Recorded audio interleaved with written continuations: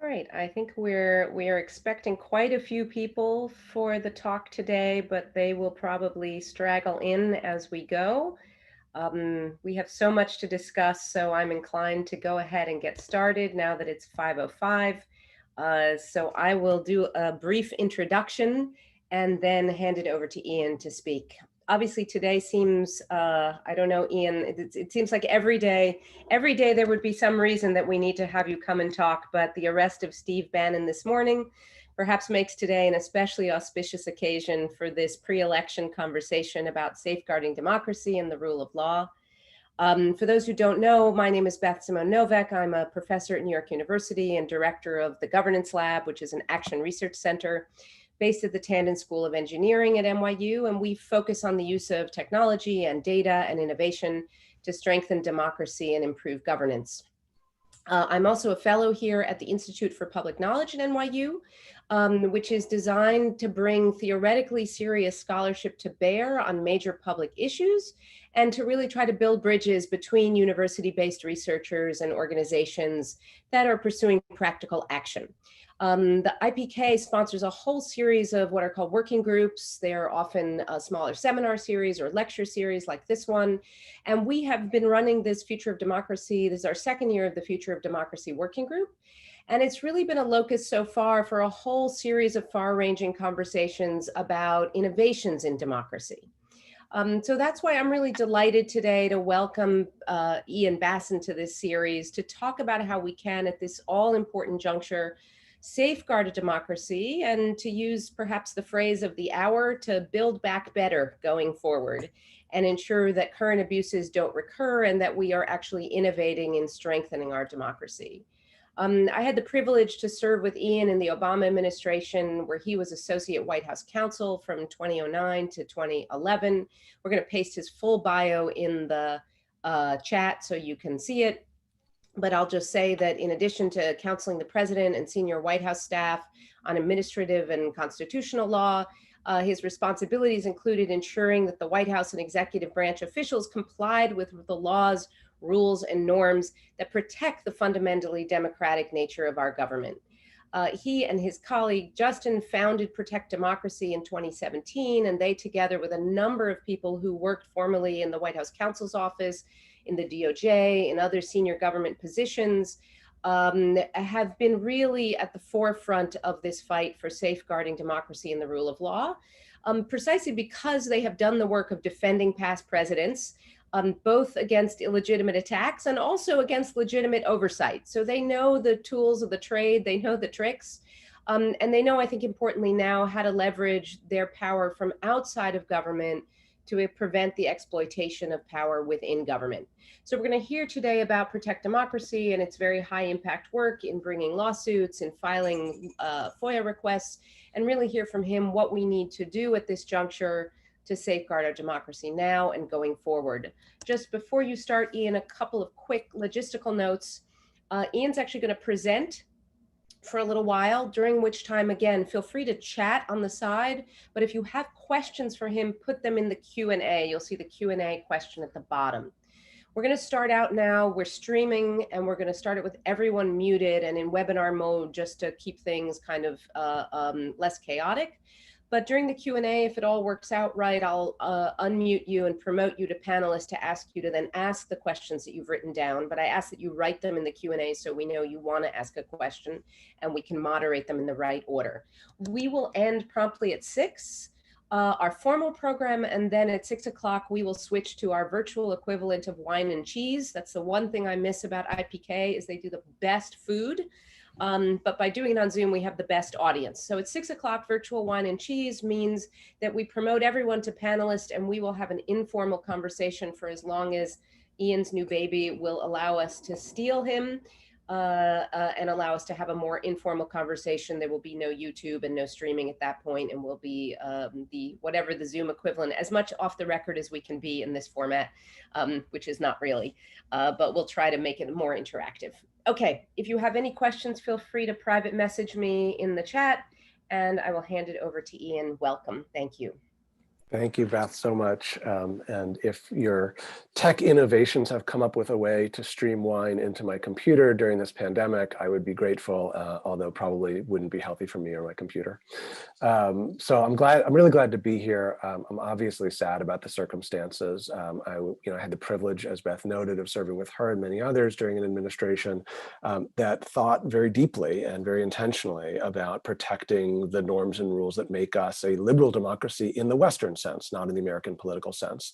And in the immediate aftermath of the election in 2016, grew concerned with a number of my former colleagues about what would happen if you had a political, not just an administration in this country, but a political movement that was animated in part, perhaps even in large part, by trying to dismantle some of the norms and traditions that have guided us well for so long. Now, that's not to suggest that our democracy has ever been perfect. It hasn't. We've always been aspiring to live up to the founding ideals, but we've been moving in a positive direction, protected in many ways by some of the norms that I used to advise on in the White House. And what you realize when you do that in the White House is that many of those are not legally binding rules that restrain executive branch behavior. They're simply traditional. I had 3 binders in my office with memos going back to the Eisenhower White House that White House counsels and chiefs of staff had sent to political appointees explaining what you can do and what you can't do. And so in the immediate aftermath of the 2016 election was sitting with several of the other lawyers from the counsel's office and Department of Justice talking about how could we ensure that the valuable aspects of those norms and traditions persist and continue. And it was in one of those conversations that someone pointed out that the things we were concerned about, the dismantling of those institutions, has actually been taking place, unfortunately, in many countries around the world over the last several years, from Venezuela to Hungary to Poland, and that perhaps we should be talking to the people who've really been closely studying what those autocratic movements are doing in those countries as a way of learning what we might be facing here. And that was the beginning of an education for me, because I had really been focused domestically about these issues before that. And I want to share today some of those lessons in that education that we've gone on in the last couple of years to understand really what's happening around the world and what that means for the threats that we are facing, and how we can try to deal with them. And so let's just start by talking about the fact that we are in a global democratic recession right now that started sometime in the last 15 years. If you talk to the scholar Larry Diamond at Stanford, he will talk about the fact that there have been several waves of democracy since the French and American revolutions that have crested and then receded and then come up again and then receded. And we are now in one of those moments where the last wave of democracy that sort of spread through the latter half of the 20th century crested just around 2005 and has now gone into retreat, which means that both fewer countries are democratic in nature, and that the quality of those democracies around the world is deteriorating. And that was happening in the United States. Even in the administration in which Beth and I served. You can see obviously on this graph, we have fallen off a cliff over the last 3 years during the Trump administration, but the story was not a good one before the Trump administration. A lot of the fabric of our democracy was really beginning to unravel. And just to kind of underscore just how bad it was really becoming, 30 years ago, 1 in 16 Americans said they would be comfortable with the idea of military rule in this country. Today, that number is 1 in 6. That's a pretty dramatic change in terms of people's openness to non-democratic alternatives. And it's actually mostly younger people. So of older Americans, there is a much stronger commitment to the idea that democracy is a necessary or preferable form of government than is true for younger Americans. So what's happening as a result of some of these changes in people's feelings towards democracy, both at home and abroad, you are getting larger and larger segments of populations open to less democratic alternatives. And of course, in the United States, it's not equal between the two political parties or between the left and the right. There is clear data that Republicans as a group are more open to these more authoritarian models. So as you see here from Pew just last year, in 2 years between 2017 and 2019, the number of Republicans who said that our nation's problems would be better solved if a president didn't have to deal with Congress or the courts jumped from 27 to 43%. So what's happening? we're getting autocrats. We're getting autocrats across the world, both here at home and abroad. And that has picked up steam, obviously, even after the election of Donald Trump, with the election of Bolsonaro in Brazil. And now, obviously, we're watching what's playing out in Belarus, where they already had an autocrat in charge who, like Orban, Erdogan, and Putin, is now in a stage of finally completely deconsolidating any forms of democratic government and becoming essentially not just an authoritarian, but a dictator. So how do we fix it? This is, I think, going to be one of the most important and consequential jobs for the next president, and it is not going to be an easy one. This problem is not going away if Donald Trump is defeated in November. All of the data points to the fact that this is an underlying problem in American and global society that we need to figure out how to deal with. We have been saying for the last 3 years, I think it's become somewhat popular, thankfully, among others, to say this: Donald Trump is symptom, not cause, of these problems. So what do we need to think about doing? I think we've broken it into essentially 3 phases of work. They are what animate us at Protect Democracy, but I think they apply just as well to the country. And the first of those phases is essentially the rearguard action, which is how do we get under the cracking wooden ceiling beam and hold it up with our hands? And that is the fact that there are a whole bunch of ways in which the ceiling of our democracy is in danger of caving in. And we've got to stop that from happening in the short term. A lot of that can be done through litigation. If a court says don't do that, that's pretty strong medicine, but obviously not all of it. But we none of us want to be standing under a cracking wooden ceiling beam forever and holding it up. At some point, you would like to be able to walk away. And that means you're going to have to replace that cracking wooden ceiling beam with a steel one. And there's a model for that. If you look back at the period after Richard Nixon's administration, there were a host of reforms that were passed largely on a bipartisan basis between 1972 and 1979. I think we should be looking for the possibility of a reform window opening in a post-Trump moment. It's not going to be 7 years the way it was after Nixon, because our society and our politics move way too quickly. It's going to be 7 seconds. And if we're not ready for it, we're going to miss it. And so there's going to be a 100-day window where we're really going to need to seize that to pass a whole bunch of reforms to not only repair some of the damage that's been done, but to strengthen the guardrails that have been exposed this week. And then lastly, there's going to be a third phase to this, which is, what is our democracy going to look like in the 21st century, in 2040, in 2050, in ways that both further deliver and perfect, as Beth and my boss used to say, perfect our union in ways that we've never quite perfected it, but also perhaps look quite different. We shouldn't assume that the democracy is going to look the same, but we do need to make sure that the values underpinning it are ones that we would all be comfortable bequeathing to the next generation. And so there's going to be a much longer term project of thinking about some aspects of larger structure that are not fixable in 100 days that I think the next president needs to initiate a process of thinking about. Let me start with phase 1. Let's talk about phase 1 here, because it's important to understand what the real dangers are. When we started Protect Democracy, we assembled some of the scholars who've been studying the modern autocrats across the world, from Venezuela to Hungary to Turkey, et cetera, and asked them, what does this look like? What can we learn from the Erdogans, from the Orbans, from the Maduros, from the Putins?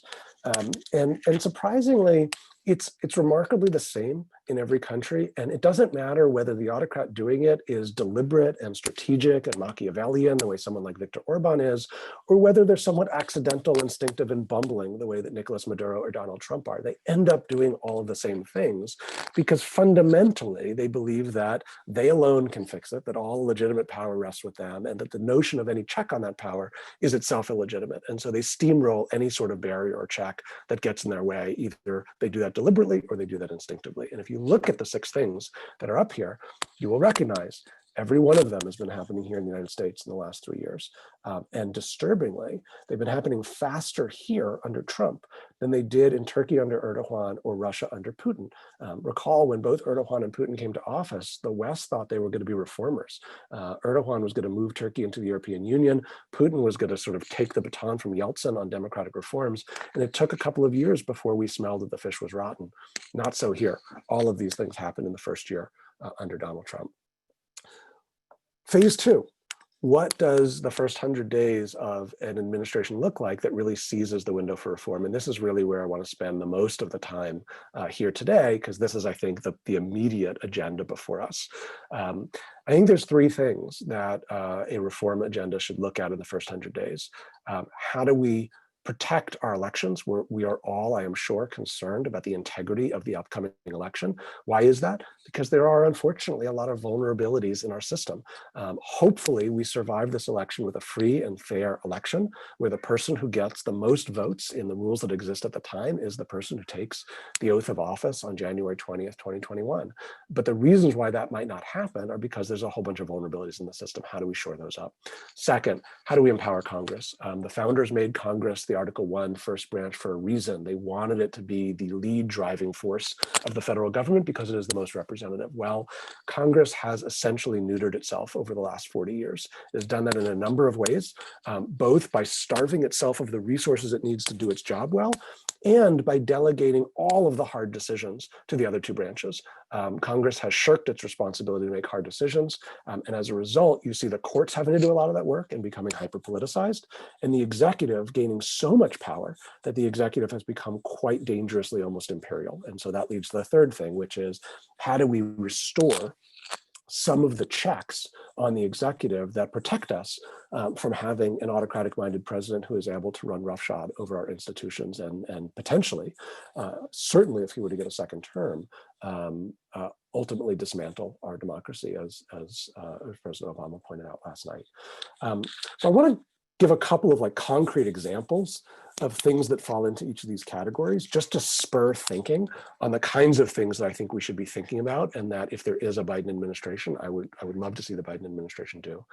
The first of those is that we need to unrig the executive. And what I mean by that is that in the last 50 years, we've had two presidents at a minimum, possibly you could argue more, who have tried to use the adjudicatory, the investigatory, the prosecutorial powers of the federal government as a weapon to attack opponents and a shield to protect their friends, right? Obviously, I'm talking about both President Nixon and President Trump. You've not just seen it at the Department of Justice, though. You see it in the way that the president, for example, has touted certain friends of his, allies of his in business to get certain government contracts. And then lo and behold, those people end up getting those contracts, whether it's to build the border wall or perhaps railing against opponents, enemies. He does not like Jeff Bezos or Amazon. And of course, we all know that Amazon did not get the JEDI contract at the Department of Defense. And there are a lot of questions as to whether the White House intervened there. The second reason this is important is because there's a Carnegie Endowment study that Rachel Kleinfeld did that points out that when you study countries recovering from autocratic moments, the slowest part of the country to recover is the ways in which an executive is corrupted by the private sector and corrupts the private sector. The judiciary, the legislature, all the other elements actually bounce back faster. The other real reason why I think it's critical for a Biden administration to address this is you read studies about public distrust in government, this is it. Right? The studies are that people believe the system is rigged, and it's these things that make people think, well, if you're friends of the president, you get off scot-free, but if I did that, I would go to jail. If you're friends of the president, you get a contract, but I can't get a contract. And we tried fixing this with norms, and those norms failed. They weren't strong enough. So what do we need to do? We need to codify the soft norms and really prohibit interference by the White House in specific party agency matters. There are models for this. There are rules that were passed both after Watergate and then strengthened in the 90s. I probably briefed Beth on this in the White House. Do not call the IRS about any individual taxpayer's filings. Why? Because it's a criminal penalty if you do that. You could build those sort, and let me tell you, nobody did it because when I said that, that got people's attention. You could, and it's never been prosecuted. It didn't have to be prosecuted. Just having that penalty there made it pretty clear not to do that. So we could do that, prohibiting White House interference in specific party matters before agencies. We would exempt general policy setting because, of course, you want the elected president to be able to set policy, and there are exemptions that are built into these norms that could be built into codification.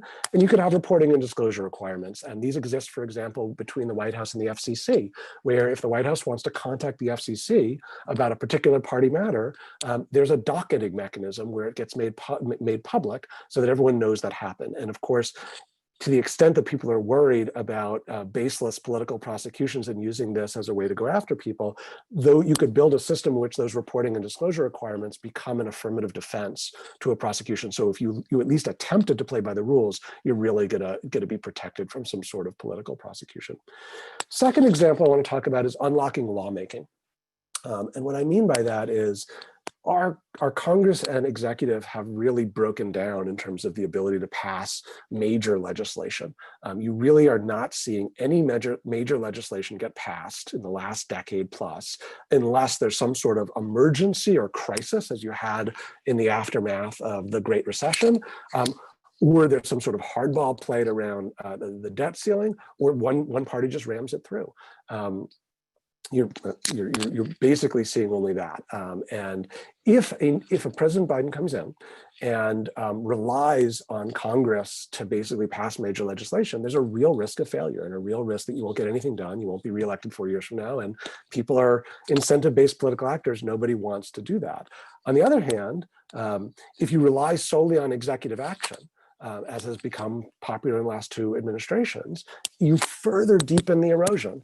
And those measures don't last, right? They get reversed by each administration, they get held up in court. So it's not a good thing to do. And in either situation, relying on a Congress that's dysfunctional or going the executive route, it makes political accountability unclear. And everybody says, no, blame them, and it's very hard for voters to know what to do. So what's a potential solution? Enact a fast track process for what we are deeming presidential initiative legislation. And what is that? Well, it's kind of modeled on the BRAC process, right? Where we had a breakdown. This is the base realignment and closure commission process, where there were all sorts of game theory reasons why Congress was simply unable after the end of the Cold War to dismantle certain military facilities. And so they had to come up with a process where the president could make certain recommendations that were basically guaranteed an up or down vote in the Congress. You could do that here, where the president would essentially be given a couple of bites at the apple during each administration where they could name something presidential initiative legislation. And what they could do is they could send those provisions to Congress, and the deal would be this. They'd essentially be guaranteed an up or down vote on that priority legislation. And you ask, well, why on earth would Congress give up some procedural prerogative to do that? Because Congress gets something in return. They get a prohibition on the executive issuing any executive actions on that topic. So the president makes a trade. I will not act unilaterally if I'm guaranteed a vote. If I lose the vote, I lose the vote. But it's my job to win it, as Hamilton said when he went to Washington in the play version, and probably the real Chernow version. But President Washington, I can't get this done. They won't vote for it. And Washington says, try harder. Well, that's what presidents need to do. But they need to be guaranteed that their trying will be given a vote. And the other benefit of this is if you force Congress into a vote, voters get a clear record of who stands where, and there's greater accountability for it. It's attractive to presidents because they actually would rather do things through legislation than executive action for a whole variety of reasons. And potentially it's attractive to Congress because they prevent the president from acting unilaterally. Third example thing that I think can be done, and this is sort of a broad set of ways in which we can unbury the Congress, right? Reanimate the Congress. Right now, what's happening is Congress has delegated a tremendous amount of powers to the president, and the president is able to use them beyond even what Congress intended when it delegated them. Okay, so in the 1970s, Congress passed a whole bunch of bills. Some of them were part of the post-Nixon reforms that held for Congress a legislative veto. This was in war powers, in emergency powers, in arms sales, et cetera, where Congress would say, President, you can act in an emergency scenario, but one of the houses of Congress can shut it down if we decide to countermand it. But then, of course, the Supreme Court, in the case of INS v. Chadha, struck down the legislative veto. Here's a little interesting tidbit. Do you know who the senator was after INS v. Chadha who proposed a legislative fix to that, to take some of those powers back to Congress because that was never intended? Guess who? Senator Biden in 1986 introduced a fix, but it never got passed. So there's a real poetry here in that this is a major problem that now a potentially President Biden could finish the work that he started in 1986 and fix. Why are we letting Congress off the hook on hard decisions and empowering an imperial presidency? If the president needs to make a difficult decision on things like war powers, on things like emergency powers, Congress should have skin in the game. So here's how it would work. It's called sunset and renew. But what it does is it basically flips the default. The way it works now under all these provisions is the president acts in ostensibly an emergency situation, war powers, emergency powers, arms sales, tariffs. And then if Congress wants to override that, they need to not only pass a resolution in both houses to override it, but typically, if they're countermanding the president, he's going to veto it. And that's what happened with the emergency powers under President Trump. So you actually need a veto-proof majority in Congress to countermand the president. Well, that's pretty hard to muster. So what these different measures do is they flip the default. And what they say is, in all of these areas, emergency powers, war powers, et cetera, the president can act quickly. And what the president does stands for 30 days.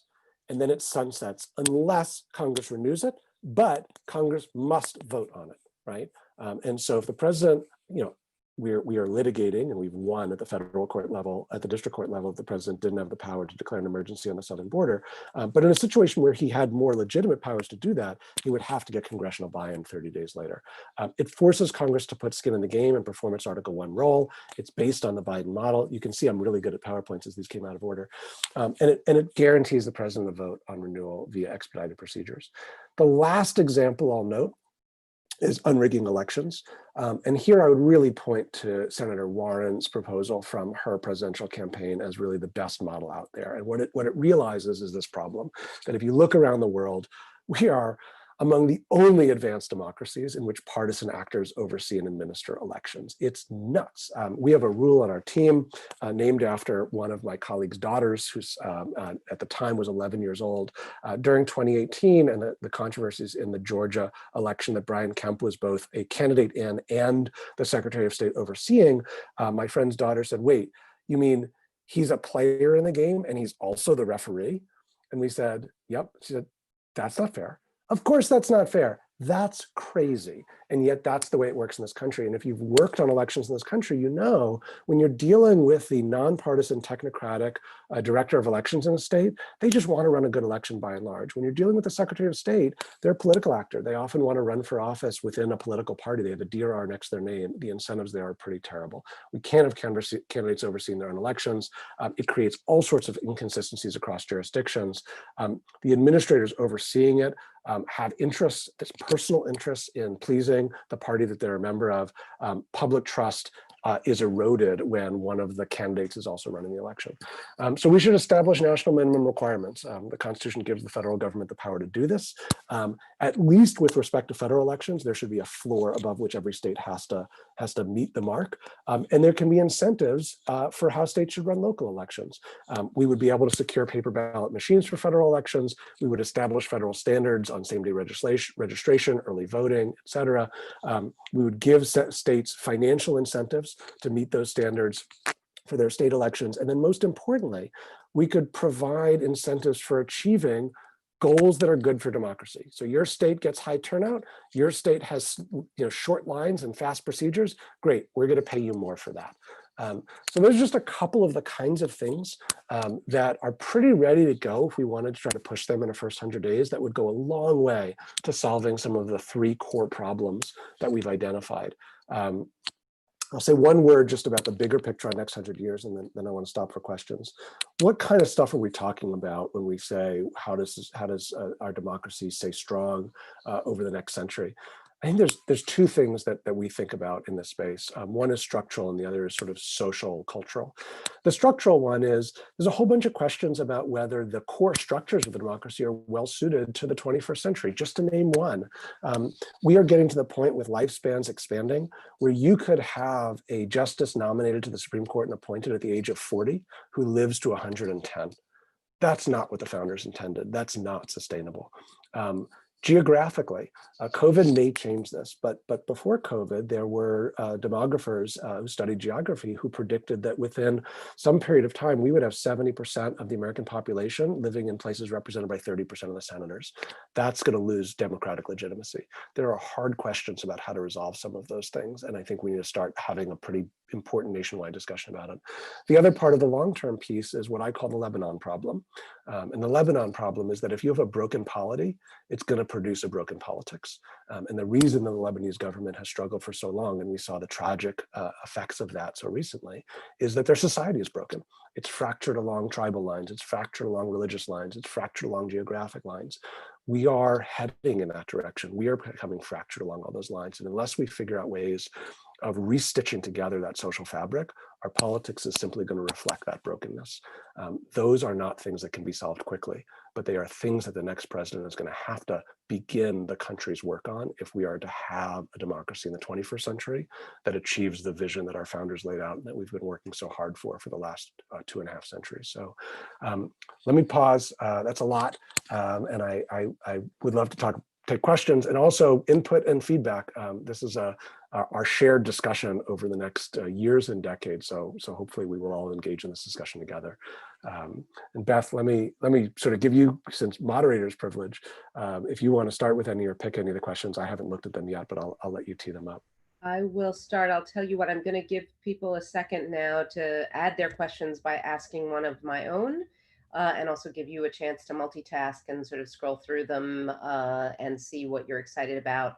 I mean, I have 100 questions I could ask you, but I'm only going to get this one. So I'm going to start by just asking you, you know, you've talked about today and you've said in previous interviews that Trump is very much the symptom and not the cause of this dereliction of the rule of law. And you've talked a lot about what's happening. I'm wondering what's your diagnosis as to why it's happening now, and what's exciting also about Protect Democracy is you're doing a lot of very contemporary work, but very much rooted in historical antecedents. So I'm wondering what your kind of perspective is on the why. Yeah, there's a lot of pretty good social science that's descriptive and pretty solid on the fact that this is happening. I cited some stats earlier that our senior advisor, Yasha Monk, did some empirical research to discover with Roberta Foa. There's a bunch of other research, similarly disturbing stats about Americans' feelings towards democracy. There's less good, at this point, social science on kind of the why of why this is happening. A couple theories I'll throw out there. One is related to what is known as the elephant graph, which some people may be familiar with. This is a graph that Branko Milanovic at CUNY put out. And what it basically shows is that over the last 30 to 40 years, globally, we've seen big jumps in income growth among the poorer 3/4 of the global population. That's the body of the elephant over to the left, and also big jumps in income growth among the top 1% of the global population, and stagnation in the sort of elephant's trunk there. And that's kind of the Western Europe and the United States. And look, if democracy is not delivering for you, you're going to question its efficacy. And so I think there's one theory that like democracy is not delivering the goods for people the way that it used to. Another theory, and this is one that Edward Luce has a book called The Retreat of Western Liberalism, which is outstanding on this. And after reading it, I put together this kind of image because what I was imagining as I was reading the book is that essentially what's happening politically is the equivalent of kind of a volcano, in that there are certain underlying conditions and forces at the sort of base kind of core of the earth level. The tectonic plates are shifting in ways that are stirring up lava. And you think about things like globalization, changing labor markets, migration because of climate. That's really sort of stirring up lava at the very base level that's moving up into the base of the volcano. And it would stay there if that was all, except that there's a bunch of accelerants. Social media, outlets like Fox News, Russian interference, some of the democratic distortions like gerrymandering, one of the questions was talking about campaign finance, stuff like that, that take that lava from lower down and stir it up. They further heat the pot. And it might just stay there and not come out the top of the volcano, except for the fact that at the top, you're supposed to have a bunch of checks and balances that kind of keep the lava in. But now those are blowing off with an abdication of checks and balances, congressional oversight, the politicization of the civil service and law enforcement. And when those go away, you get an explosion of lava at the top. The reason I like this model is because I think the shape of the volcano tells you something about the size of effort you need to redress each of the layers. If you want to redress the stuff at the top, you can do that. If you're looking at from a bird's eye view of the volcano, the width of the volcano at the top is pretty narrow. I think you can tackle some of the stuff at the top with a relatively narrow effort or movement. We've been relatively effective in some ways to protect democracy, stopping some of that stuff. If you want to deal with the accelerants, you're going to need a much bigger movement. Like we can't stop Russian disinformation, right? You're going to have to be much bigger. If you want to deal with the underlying conditions, you're going to need a movement in the tens of millions. And so that points the way to kind of the size of the effort that's going to be taken to address some of these things. Fantastic. Okay, we're going to go over to Q&A. You have so many questions and comments coming in. You'll want to look at the Q&A, but I'm going to turn it over to Zav Briggs, also professor at NYU, to do the first question.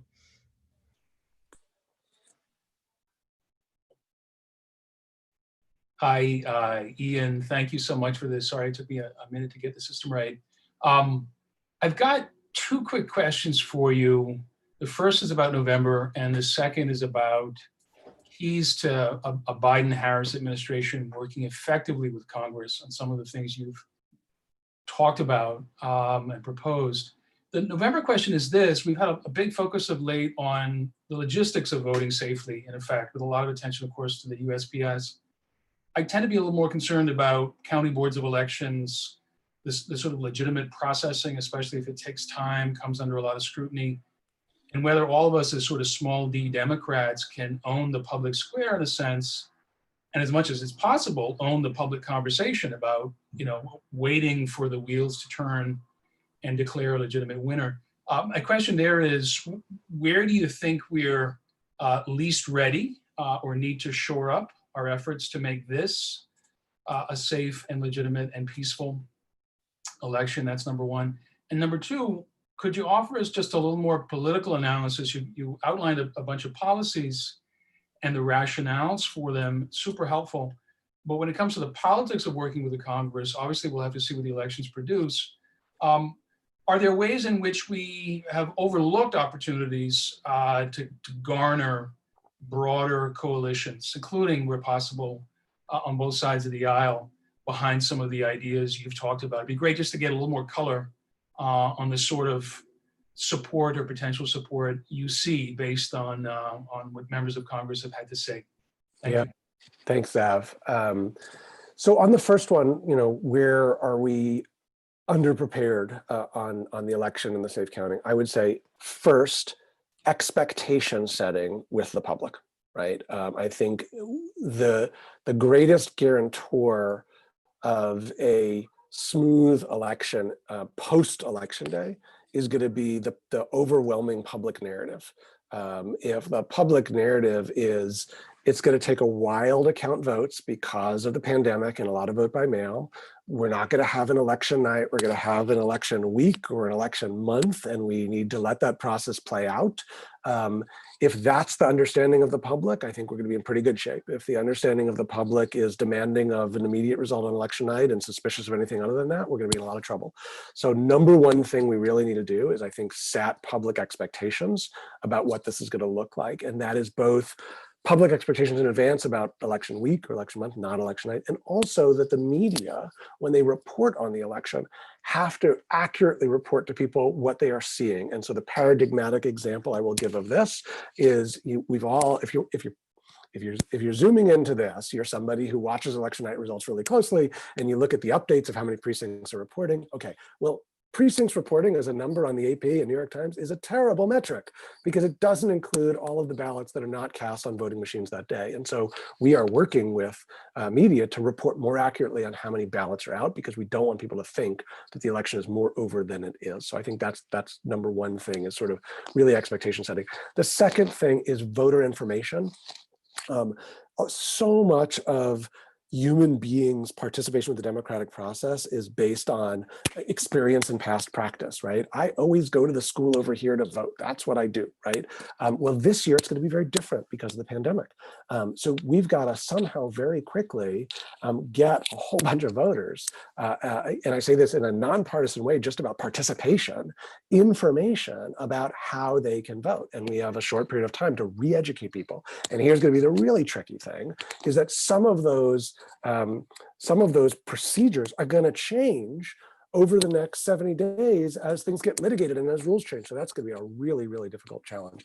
And then the last thing is there are some verboten things that could be attempted in the aftermath of the election that we need to absolutely make clear are beyond the pale and unacceptable. So I'll give you just a couple of examples. One, there has been speculation that in a contested election, you could have a situation in which one candidate tries to tell a state legislature that is more favorable to that candidate to override the popular vote and simply send a slate of electors to the Electoral College based on that legislator's preference. That's beyond the pale. That's a stolen election. We need to make that very clear. so that anyone who ever would attempt to try that, that would be shot down right away. So there are things like that that we need to make clear from all corners of the country are not how democracy works in the United States. On your second question, Zav, on opportunities, in Congress, look, we at Protect Democracy, we're a cross-ideological organization. We have people in our organization that work for Elizabeth Warren and people who work for Dan Coates, okay? Because the kinds of stuff we work on should not be the subject of partisan preference. These are the foundational elements, but we gotta be real. The institution of the current Republican Party is currently being an enabler to an autocrat. That's happening, okay? So no illusions about that. That is gonna limit the ability to work with some Republicans in Congress at this time greatly. That said, there are some opportunities and we've had some. So I talked about re-empowering Congress by moving some powers back over to Congress that have been given to the executive. One of the leading bills on that is a bill that Mike Lee sponsored in the Senate that Ron Johnson passed through HISCAC with an 11-2 bipartisan vote. It's called the Article 1 Act. We've been working on that. We put together a bipartisan coalition to help it. So I think on that emergency power stuff, there's actually quite a lot of cross-ideological bipartisan support for it. Oddly enough, one of the things, going back to the election, one of the things we're not prepared for is because it's going to take longer to count ballots, the dates by which electors need to be submitted to the Electoral College should be moved back to provide more time. Marco Rubio just introduced a bill to do that. It's a great bill. We should support it. There's bipartisan support for it. We should do that. So there's a couple of opportunities that are there, Zaf. Great. We're going to unmute a few other people to ask their questions, and I will just ask, Zav got moderator's privilege because he's actually a co-host here, so he got to ask 2 questions, but I will ask everybody else to just be brief and ask 1 because we have so many people waiting to talk to you. Richard, go ahead. Hello. Thank you for that. Summation of a lot of things. I take away from that the idea that we really need to look much larger at the longer term context of this, and the idea of recession of democracy and movement back and forth. But one of the things I'm really kind of curious your thoughts on is this idea that these were norms that didn't need to be enforced with laws, and now we're going to put laws in place that are going to be guardrails for this. And I think it's really important. But I also question then the health of the democracy as an organism itself, and to what extent does these guardrails really not address a fundamental issue and the decay of the creature itself? I mean, how do we really revitalize democracy, and is that really possible, or are we just trying to kind of with these guardrails just keep things going? Like, where in this do we focus our efforts to really be the most effective to prolong our democracy and revitalize as much as possible? Yeah, I mean, look, obviously from the last slide that I put up there talking about sort of the social, cultural aspects of this, I happen to be a lawyer who believes that the way you actually achieve change is less through regulation and law and more through culture. And so I agree with you. I don't want us to think that if you turn norms into law, you're going to solve the problem. I think that one of the most effective things we did in the Obama White House in terms of avoiding for the most part, violations of this sorts of stuff was we built a culture of compliance where we encouraged people that if they followed these sort of norms and rules, they would help restore public trust in government. And therefore, and that was so part of our mission, therefore, we needed to help each other do that, not police each other, look over each other's shoulders, but ask each other questions and try to help. And that really created a culture in which people were wanting to help each other do this, right? And I think you can blow that up to a national level and say, we can put in place some harder legal restrictions. They will have the effect of perhaps increasing the height of the speed bump on my street or decreasing the speed limit. That can do something. I think those things are valuable. But if you still have reckless drivers, you're still going to have accidents and problems. And so we need to be realistic that putting speed bumps in there is an important piece of the puzzle, as is going back and doing things like civic education and figuring out sort of how we build threads and fabric, sort of between different parts of the country again. And for things like that, you think about things like, mandatory national service programs or ideas. For things like civic education, One eye opener for me was Raj Vinatoka, who's been doing some work on this, points out that the two big stories of public education in America over the last 15 to 20 years. First was No Child Left Behind standards on English and math. Let's emphasize English and math. Second was, oh, we left out STEM. Let's emphasize STEM. What's missing? There's no civics, right? Wow, now we're in a moment of loss of civics. Right? We left out the social. So, that's not surprising that we're in a moment where young people are less bought into these things. We emphasize a bunch of other stuff. So how do we go back and say, oops, we need to do a little readjustment there. Ruth? You just have to unmute, Ruth. Got it. Okay. Sorry about chaos. I just wanted to ask, you talk about these factors and you have climate down there, but it's kind of low on the list. As climate kicks in, life is going to become increasingly chaotic. It's going to be harder to feed people. People are going to get scared. I'm just curious how we're having this kind of rational discussion about how do you address these things in the context of an essentially kind of irrational challenge. Well, I'm talking to you right now from Northern California. Yeah. You to convince me I can't go outside right now. Yeah. Air quality here is worse than New Delhi. Yeah, it's not a good time to be living up here. But the reason it's not such a central part of this presentation, I mean, look, I think that the twin biggest challenges, I have two little kids. I have a 1-month-old and a 3-year-old, and the two things that I worry most about for them are our climate and our democracy, right? Yeah. Those two things to me are the existential challenges. And they're related in that volcano slide that I showed you, which is I think that the problems that the climate crisis is going to generate are going to put pressures on our democracy in ways that are going to strain all the other stuff that we talked about. So that's how I think interplay. But I think the kinds of solutions we need to deal with them are very different. I think if we don't fix some of the democracy problems, we're probably going to have a hard time fixing the climate problems. If we don't fix the climate problems, the pressures on the Democratic side are going to get pretty hard. Just to illustrate, I said young people are less committed to democracy, more open to military rule than older Americans. And a lot of people are surprised by that because they say, well, I thought young people are really progressive. Yeah, they are. But think about this. If you told a bunch of people from Gen Z, we're going to empower a benevolent dictator who is going to take away all guns and solve the climate crisis, what percentage of Gen Z voters you think would go for that? I think a pretty high percentage. Yep. Great. What we're going to do now is promote three people to ask their questions, and then you'll answer whatever you want or can. And then we'll end the formal program and switch over to the wine and cheese part. Okay, Caroline, please, first. Yes, hi. Yeah, thanks so much for this presentation. I'm wondering what your thoughts are about preparing civic-minded people for the violence that seems to me to be coming on election day as people stand in line, probably promoted by Trump, but also by others in the GOP, with the use of the armed and anonymous federal agents. Yeah.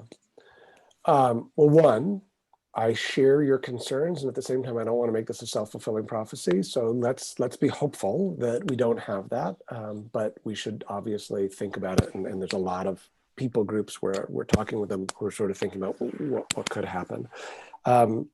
The Anti-Defamation League has a lot of relationships with law enforcement where I know they're trying to figure out how to help law enforcement be able to do a good job on this. I think we need to think about making sure that there are, and we help stand up something called the National Task Force on Electoral Crises, which is a cross ideological group of experts from the right and the left and from different disciplines to think about the kind of crises that could befall the election. And they have also been thinking about if these things were to happen. So here's the thing about the violence.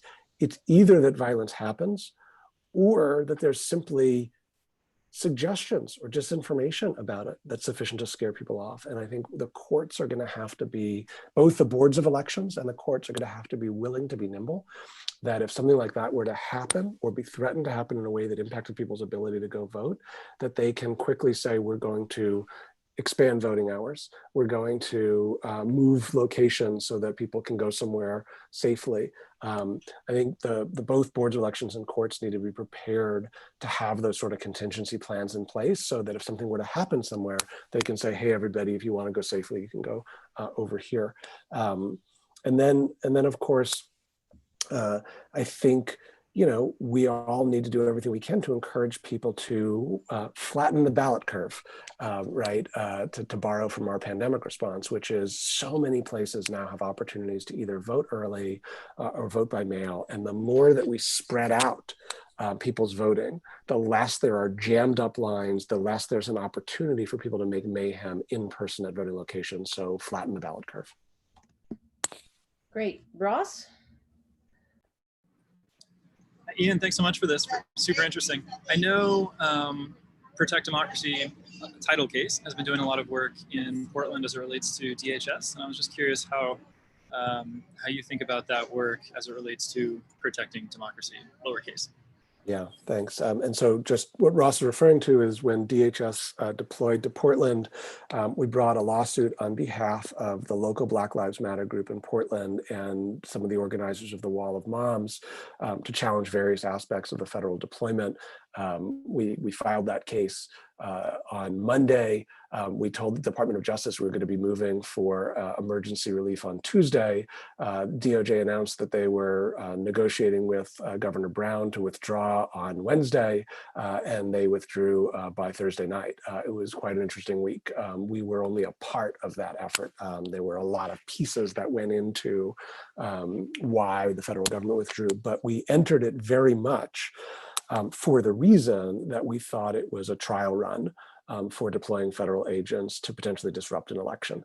And in fact, through Operation Legendre, we now have federal Department of Justice agents deployed to a whole bunch of cities in a way that, you know, it's hard to know. Either, you know, if you give it the best reading, well, the federal government works with local law enforcement all the time on joint task forces and nothing to see here. If you give it the worst reading, it's, well, the federal government has deployed militarized federal forces now in multiple locations, Washington, D.C. and Portland. And the president has said some very disturbing things about asserting federal control in cities. And a lot of those cities happen to be the major population centers in swing states, right? It's hard not to notice that.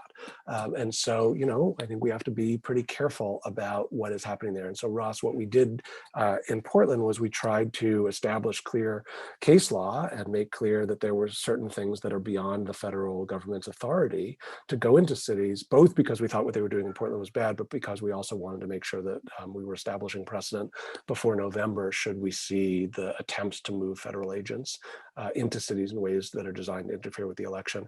I should note, we also did an analysis after Lafayette Square on how a state could challenge a federal deployment over the objections of the state under the Insurrection Act. We've provided that. We did that at the request of a state attorney general. We've provided it to attorneys general around the country just to make sure that we're ready if that were to be attempted. Great. Leah and Kaneen, I'm sorry, I'm mispronouncing your name, apologies. And then we'll take those and then we'll end the stream and go into informal mode thereafter. Thank you so much. This is Leah. Thank you so much for the great talk and presentation. So I have several questions. I'm gonna pick one, which has to do with your last slide, where you propose different ideas and reflections. So you mentioned cultural intervention. So I wanted to ask you if you could give us real examples about that, how it could enhance democracy, and also participatory democracy, in which way we citizens can become more involved. If you wanted to talk a little bit about those issues. Thank you so much. I'm loving this talk and event. Thank you also to Beth Simon Novak. Thank you. Thanks, Leah. I'll start, but I'll offer a caveat that it is the aspect of our work that is probably the least deeply developed. And so I just want to say that at the beginning, there's a lot of work to do here. But I think you can think about societies have different ways of trying to bring people together, deepen attachment to a shared civic creed. Those are oftentimes symbolic. We do it through song, right?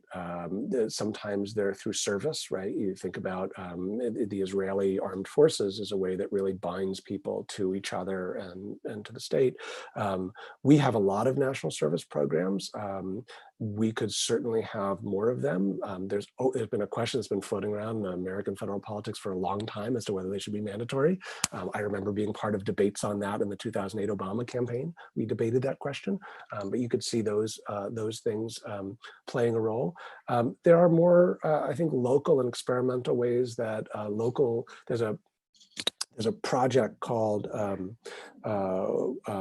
Welcoming Americans that works with local governments to help integrate new immigrants to new communities. And it does that through a bunch of supported social interventions that help people connect with neighbors and get sort of really embraced and welcomed in.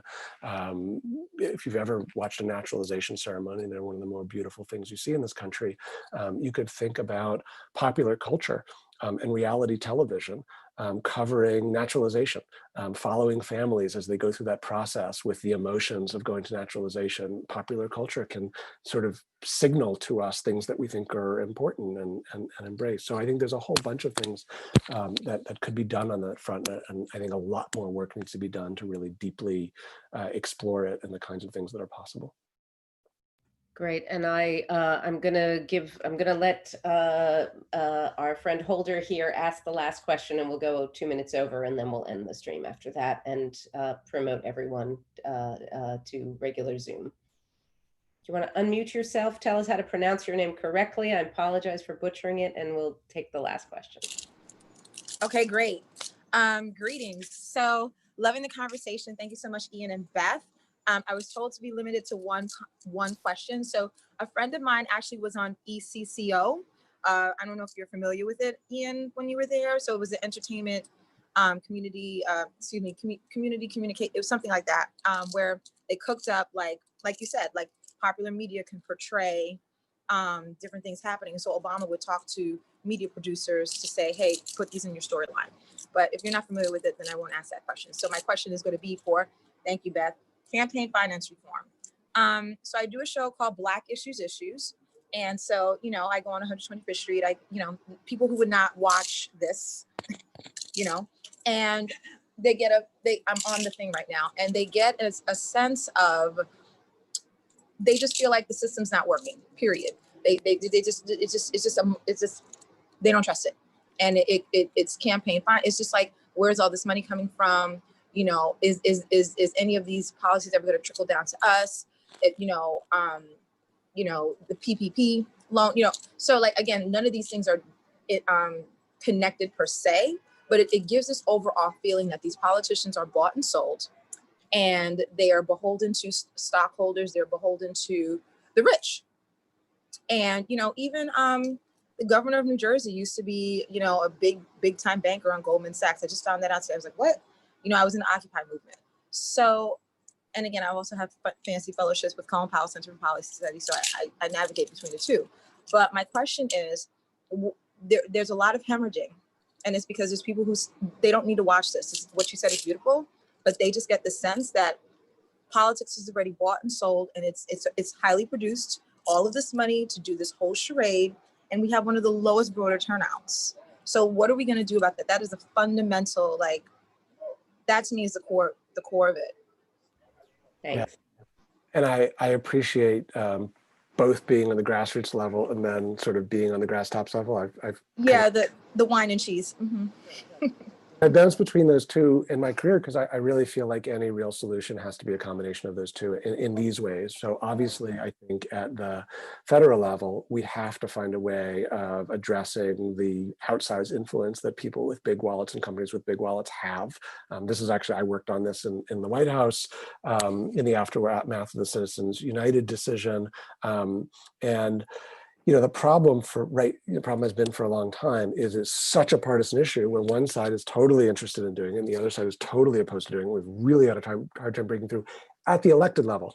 At the public level, it's actually remarkably unified, right? If you look at the poll, it's through the but it's that we can't figure out how to break through the elected level. I think that means that going through elected politicians to do it is going to be very difficult, and that's why you've seen ballot measures at the state and local level have more success, right? New York City has ballot measures on it. Yes. You're seeing more of those. So I think my advice to the campaign finance movement, not that they need it, is more investment at the state level where you can actually bypass in a lot of places the captured elected officials. But I mentioned that it's both got to be at the top level and at the grassroots level. And the grassroots level, when you talk about people feeling like nobody listens to us and everyone's bought and sold, how do we re-engage with people who have become disillusioned? There's an organization that we've represented in some litigation in Wisconsin that I love called Black Leaders Organizing for Communities. And what they do is they have something called the silent canvas, where they bring local candidates and local elected officials on canvases into the homes of disillusioned members of the community who basically, but here's the great thing, the politician, whether it's the mayor or the district attorney or a candidate for office, cannot speak. They can only listen. Organizer comes in and they say, this is Bob, and the resident gets to tell Bob what they think, what they're worried about, what's bothering them, and Bob cannot say anything, right? And the program has been so successful that during the Democratic primary, 3 of the Democratic candidates for president went and did the silent canvass. And the reason why I think those programs can be so valuable is if people don't feel like anyone cares and anyone's listening, and they don't have an opportunity to engage in dialogue, they're not going to come vote, because what's the point? And if you go to do registration or GOTV at the end of the day and people feel disengaged, good luck, right? You're just not going to be able to do it. But if people are engaged in a conversation, this is what I found about American voters. Their elected officials don't have to agree with them on everything. They'll give people a lot of room. As long as they feel like people are being authentic and they have a voice and they're listening, they'll give people a lot of room to disagree. And I think things like what Angela Lang is doing with Block in Milwaukee are the beginnings of reviving that dialogue. I'll just say one more thing about the big reforms that goes to this. At the founding of the country, the House of Representatives was designed to be the much more representative people's voice. And each House district represented somewhere between 60 and 75,000 people, which is like a small town, small city, right? And George Washington and James Madison were very committed to the idea of maintaining that ratio, because they felt that anything larger than that would be very hard for people to feel actually a connection to their representative. And once you sever that connection, there's a loss of trust and a lack of representation. And so they actually wanted the First Amendment to the Constitution to be a guarantee to lock in that ratio. Obviously, that didn't happen. We all know there's a different First Amendment. But nevertheless, every 10 years after the census, from the founding of the country to 1911, the House was expanded as the population grew to roughly try to maintain something like that ratio. And then after 1911, Jim Crow and the sort of segregationist South realized that if we kept doing that, it was going to lend more political power to the bigger cities developing in the North, right? Birth of the Nation comes out in 1915, 1920 census. Congress is blocked from expanding the House by the Southern segregationists and never expands it again. And so now every House district represents about 750,000 people. Well, you could know through 1 or 2 degrees of separation your representative if you're a town of 65,000 people. You can't if you're 750,000. And if you want to run in a district of 65,000 people, you can do a whole bunch of things to get known and talk to people. If you want to run in a district of 750,000, you know what you need? Money, because this is the only way to talk to people. So one of the things in the 100-year program that we're looking at is, should we go back to expanding the size of the House, reducing the size of districts, and building a connection again between the public and their representative to restore some degree of trust and reduce the amount of money needed to run? That was a long, sorry. No, no. Thank you very, very much. We could let you go on for ages, but we will right now, as promised, what we're going to do. Ian, this will give you a chance to take a look through the Q&A. We're going to end the live stream and end the recording. We will attempt our conversational mode. I will still, together we can moderate, but we're going to promote everybody who wants to stick around. People are feel free to leave. The formal program is over, but we will promote everybody